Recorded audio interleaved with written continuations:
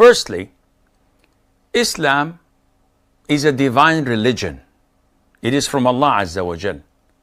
And generally speaking, it does not go against science. But throughout the years, we've discovered that science is not always right.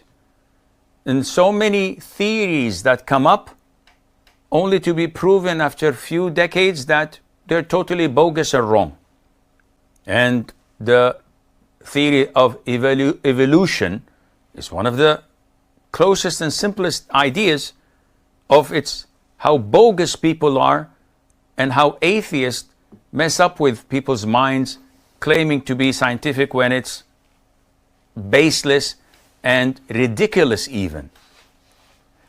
But this is not the time to address such an issue. Therefore, when science comes and says cousins must not get married to one another, we do not look at science and neglect our own religion. So we look in the Quran, it doesn't say anything about that.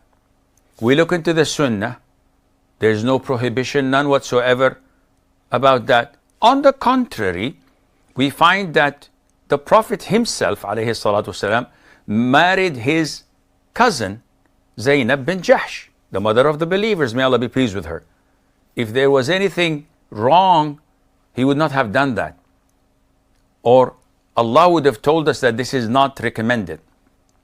Not only that, he gave his own daughter, Fatima, to his own cousin, Ali ibn Abi Talib.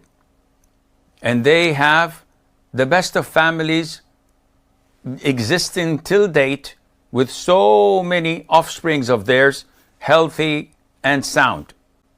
He also gave Zainab, his own daughter, the daughter of Muhammad, to her cousin, Abu al-Asim al-Rabi'. And they were all their maternal cousins.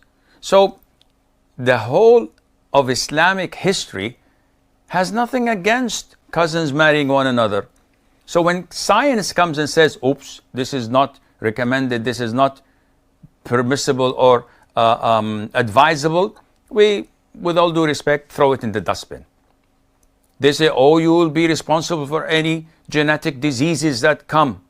Well, we've seen total strangers marrying from the East and the West, having children with genetic diseases. So this is not a criteria that you can judge by, and this is why we ignore it.